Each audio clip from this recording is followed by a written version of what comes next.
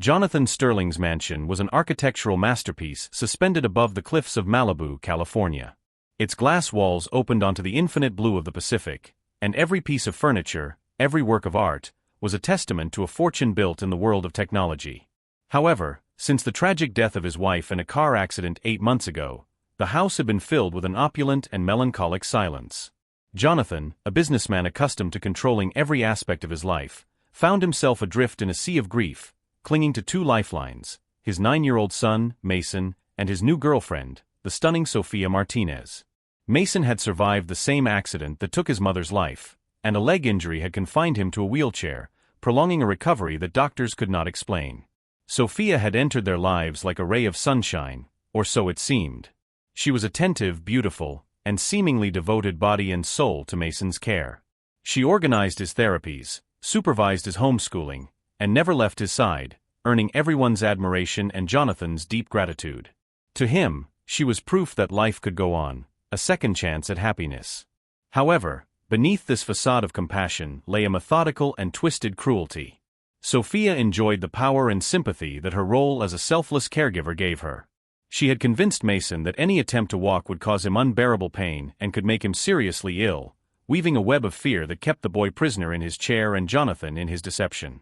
No one suspected the grim truth except one person.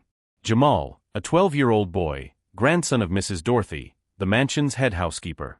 Jamal often waited for his grandmother after school, discreetly exploring the gardens.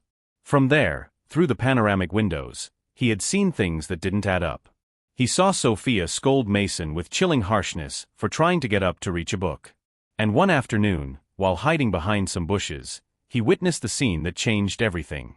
Mason, believing himself to be alone, rose from his chair and walked with perfect steps across the living room, his face a mixture of desire and sadness. But the door opened. Sophia appeared, and her voice, a venomous hiss, caused the boy to collapse back into his chair, terrified. Jamal saw everything. The deception, the manipulation, the fear in Mason's eyes. And in that moment, a seed of courage began to grow in the 12-year-old boy's heart. Jamal's opportunity to reveal the truth came during an elegant garden party. Jonathan, beaming, officially introduced Sophia to his circle of friends and associates with a glass of champagne in his hand. He spoke proudly of the incredible support she had been to him and, above all, to poor Mason. Jamal, who was helping his grandmother collect empty glasses, heard this and felt his blood boil with indignation. He saw Mason in the distance, sitting in his wheelchair under a parasol, with the same empty look as always. In a burst of courage that overcame his fear, he waited for Jonathan to be alone for a moment, near a fountain, and with his heart pounding in his throat, he approached the most powerful man he had ever met. "Mr. Sterling," Jamal said, his voice just a whisper, trembling but firm. Jonathan turned, his expression shifting from surprise to mild irritation at being interrupted by his maid's grandson. "With all due respect, sir," the boy continued, swallowing hard, "I wanted to tell you something important about your son." Jonathan raised an impatient eyebrow. Jamal took a deep breath and dropped the bomb that would shake the foundations of that false paradise. "Your girlfriend won't let your son walk. I saw him. He can walk perfectly well." The accusation was so direct, so unbelievable, that Jonathan's first reaction was a wave of rage. How dare this boy invent such a monstrous slander about the woman who had saved his family? At that precise moment, Sophia, who had noticed the interaction, approached with a worried smile. "Is something wrong, dear?" she asked, placing a protective hand on Jonathan's arm. When she saw Jamal, her face turned into a mask of wounded indignation. "This boy has been bothering Mason," she exclaimed, playing her role to perfection. "Jonathan, you can't listen to the lies of a rude boy. He probably wants money." Sophia's defense was swift and astute, trapping Jonathan between loyalty to his fiancée and the strange, desperate sincerity in the boy's eyes. The murmuring of nearby guests added pressure to the scene, turning Jonathan into the judge of a makeshift court in his own garden. Jonathan was about to call security to have Jamal ejected, but something stopped him. The boy's words, though absurd, had struck a chord, a doubt that he himself had buried deep inside. Why was Mason's recovery so slow if the doctors assured him that his bones had healed completely? Why had his son, once a hurricane of energy, become so apathetic and passive? He looked at Jamal, who did not back down, who held his gaze with a bravery that defied his age and status. Then he looked at Sophia and for the first time, noticed an almost imperceptible glimmer of panic in her eyes. A terrible possibility began to take shape in his mind. Jonathan's internal struggle was monumental. Believing Jamal meant accepting that he had been a complete fool, that the woman in whom he had placed all his trust was a monster, and that he had failed miserably to protect his own son. Dismissing the accusation was the easy way out, the one that would allow him to continue living in his comfortable illusion. But then his gaze met Mason's, who was watching the scene from a distance in his wheelchair. In his son's eyes, he saw not only sadness, but fear, a deep and paralyzing fear that seemed directed directly at Sophia. And in that instant, Jonathan's father's heart finally awoke from its slumber of pain and denial. He decided to bet on the truth, however remote and painful it might be. His tone of voice changed, becoming dangerously calm. He ignored Sophia and focused on Jamal. "Explain to me what you saw," he asked. And the boy, with surprising clarity, recounted the scene he had witnessed. Mason walking alone, Sophia's arrival, her cruel words, and the boy's terror. Every detail was like a hammer blow to Jonathan's chest. Sophia tried to interrupt, calling Jamal a liar and accusing his grandmother of training him to extort money from them. But Jonathan silenced her with an icy stare. Doubt had turned into suspicion that demanded to be confirmed or disproved once and for all. The murmur of the party had died down. All the guests watched the drama unfold. Jonathan knew that his next move would define the rest of his life and that of his son. The opinions of his friends and public shame no longer mattered. Only the truth mattered. He left his glass on the edge of the fountain and began to walk slowly across the lawn, his eyes fixed on the small figure of his son in the wheelchair. Each step was a decision, a step toward a reality that could be devastating, but was necessary. The paradise of Malibu was about to turn into hell or the beginning of true healing. In the days leading up to this explosive revelation, Jamal had carried the weight of knowledge like a toxic secret. After seeing Mason walk that afternoon, he couldn't get the image out of his head. The rich boy whom everyone believed to be disabled could actually move freely, but was being held prisoner by fear and manipulation. Jamal had tried to talk to his grandmother Dorothy about what he saw, but she, worried about her job, had asked him not to meddle in his employer's affairs. "Boy, we depend on this job," she had whispered nervously. "We can't afford to lose this position." But Jamal couldn't forget Mason's terrified look when Sophia appeared. It was the same look he himself had had when he was younger and lived with an abusive uncle before his grandmother got custody of him. He recognized the signs of a child being manipulated and controlled through fear. For weeks, Jamal watched more carefully. He saw how Sophia spoke to Mason when she thought she was alone, not with the sweet voice she used in front of Jonathan, but with a cold, threatening tone that made the boy cower in his chair. He saw how she controlled every aspect of Mason's life, what books he could read, what shows he could watch, even when he could go to the bathroom. It was total control disguised as medical care. Jamal knew he had to act, but how could a 12-year-old black boy convince a white millionaire that his rich, blonde girlfriend was an abuser? The garden party was his only chance.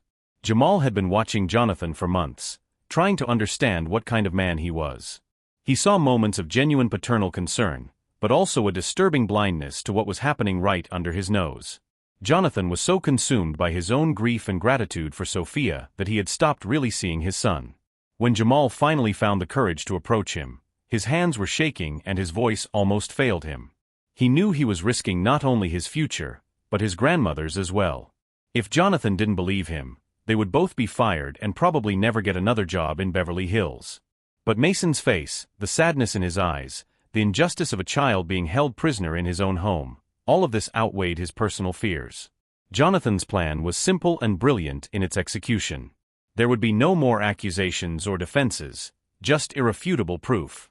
He stopped a few feet away from his son, completely ignoring Sophia, who followed him, protesting nervously. He crouched down to Mason's eye level and opened his arms, his voice soft but laden with a loving authority that Mason hadn't heard in months. "Mason's son, come here," he said. "Forget everything else, just look at me, walk toward Daddy." The request was a direct challenge to Sophia's control and an invitation to freedom for her son. Sophia panicked. "No, Jonathan, please." "The doctor said he shouldn't," she shouted, her voice losing its composure and becoming shrill. "You're going to hurt him. It's dangerous." Her desperation to stop him was the clearest confession of her guilt. But Jonathan didn't take his eyes off his son. "You can do it, champ," he repeated, his voice now a balm of security and unconditional love. "Daddy's here. I promise nothing bad will happen. Trust me." In Mason's eyes, an epic battle was raging. The fear Sophia had instilled versus the hope his father was offering. The party guests gathered around, forming a silent circle around the scene. Jamal remained on the sidelines, his heart pounding as he watched the outcome of his courage. And then the miracle happened. Slowly, with an effort that seemed monumental, Mason placed his hands on the armrests of his chair. His legs trembled, but not from physical weakness, rather from accumulated emotion and fear. He stood up. A collective gasp ran through the guests. Sophia froze, her face a mask of horror as she watched her castle of lies crumble. Mason, his eyes filled with tears and fixed on his father, took a hesitant step, then another and another. He walked across the lawn until he collapsed into his father's open arms, sobbing. "Daddy, I was afraid," he whispered. Jonathan hugged him tightly, crying with him. "Not anymore, son. Daddy's here." The revelation was brutal and public. Sophia, exposed as a cruel and abusive manipulator, was expelled from the mansion that very night, her name erased from the Sterling family forever. The party ended in stunned silence, but for Jonathan and Mason, real life had just begun. In the days that followed, Jonathan devoted himself completely to his son. Conversations with psychologists revealed the extent of Sophia's torment. She had convinced Mason that walking again would betray his mother's memory, linking physical recovery to emotional loss. She had created such a deep psychological dependency that Mason genuinely believed his steps would cause a catastrophe. Guilt consumed Jonathan, but he channeled it into a fierce determination to heal his son. He hired the best therapists in Los Angeles, specialists in childhood trauma and psychological recovery. Each session was a step toward Mason's liberation, not only physical but emotional. Jonathan did not forget the boy who had given them back the truth. He sought out Jamal and his grandmother Dorothy. Sitting in the same room where Mason had been a prisoner, Jonathan expressed a gratitude that words could barely contain.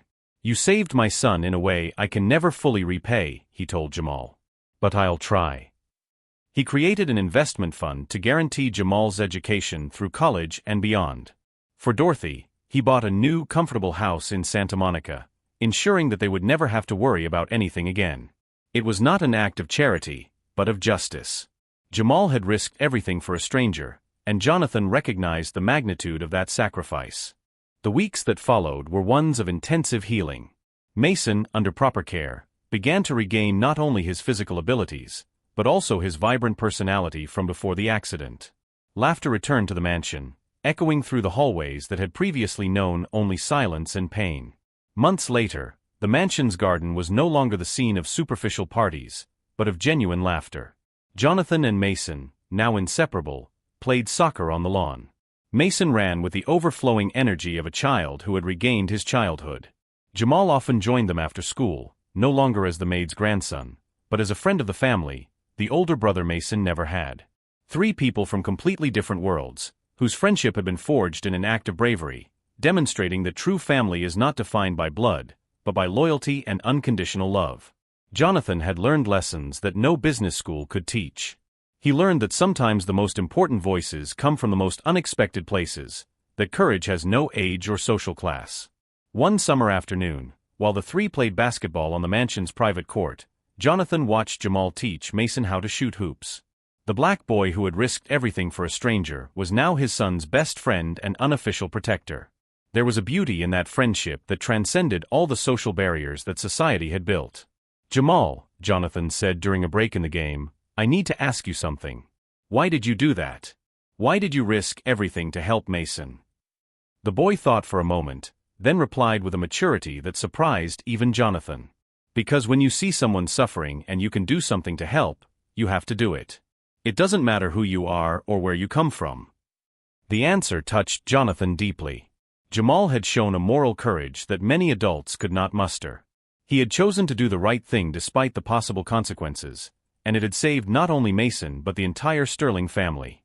Mason's therapy sessions revealed not only the trauma caused by Sophia, but also deeper issues related to the accident and his mother's death. Jonathan learned to actively participate in the healing process, not only as a financial provider, but as a present and emotionally engaged father. During a particularly revealing session, Mason confessed that he had pretended to be unable to walk not only because he was afraid of Sophia, but because he thought that if he remained broken, his father would spend more time with him. The revelation broke Jonathan's heart, as he realized how much his emotional absence had contributed to his son's suffering. That night, Jonathan made a decision that would change his priorities forever. He sold his shares in 2 side businesses and restructured his business so he could work primarily from home. Mason needed a present father, not just a distant provider. The recovery was neither instantaneous nor easy. There were bad days, nightmares, moments of regression. But with proper therapy, consistent love, and the unwavering support of his new extended family, which now officially included Jamal and Dorothy, Mason began to flourish again. One afternoon, while the 3 of them were having a picnic in the garden, Mason asked a question that surprised Jonathan. "Daddy, why do people like Sophia do bad things?" Jonathan thought carefully before answering. "Sometimes people who are hurt other people. That doesn't make it right, but it helps us understand. The important thing is that you're safe now, and you always will be." Jamal added his own wisdom, "And that good people like you two always find a way to protect each other." The profound simplicity of the observation made Jonathan smile. This extraordinary boy had not only saved Mason, but had taught them both valuable lessons about courage, family, and unconditional love. Jonathan and Mason's story became a testament to the power of truth and the resilience of the human spirit. Jonathan, freed from his blindness and pain, learned to be the father his son needed, present, attentive, and protective. Mason, freed from his physical and psychological prison, returned to being a happy child. And Jamal, the boy who had dared to speak to a millionaire, learned that courage is the key that can open the heaviest doors. A year after the revelation that changed their lives, Jonathan organized a different kind of party at his mansion. It was not a superficial celebration to impress business partners, but a true family reunion. Mason, now fully recovered, ran around the garden with his school friends. Jamal, officially adopted by Jonathan as his eldest son, helped organize activities for the children. Dorothy had become more than a maid. She was now the housekeeper and a mother figure to both Mason and Jamal. Jonathan had discovered that family was not defined by DNA, but by love, loyalty, and mutual sacrifice. During the party, Jonathan gave a speech that moved everyone present. He spoke about how he had almost lost his son not to an accident, but to his own blindness. He publicly thanked Jamal, calling him a hero and an example that moral courage has no age or social class. "Jamal taught me that sometimes the most important truths come from the places we least expect," Jonathan said, his voice thick with emotion. He risked everything for someone he barely knew, and in doing so, he saved not only Mason, but our entire family. Jamal, now 13 and attending one of the best private schools in Los Angeles, had grown in confidence and wisdom. But he retained the humility and sense of justice that had made him special from the beginning. He and Mason often visited children's hospitals, sharing their story with other children facing similar challenges. The experience had transformed Mason into an advocate for other children in vulnerable situations. He understood, in a way that only survivors can understand, what it meant to be helpless and how crucial it was to have someone willing to speak for you when you couldn't speak for yourself. Jonathan established the Sterling Washington Foundation, combining their last names in homage to the extended family, dedicated to protecting children from abuse and neglect. Jamal, despite his age, became an official advisor to the foundation, his unique perspective valued by adult professionals. The mansion that once echoed with silence now resounded with laughter, conversation, and the energy of a real family. Jonathan had learned that wealth without love is poverty in disguise, that titles and possessions mean nothing if you don't have people who genuinely care about your well-being.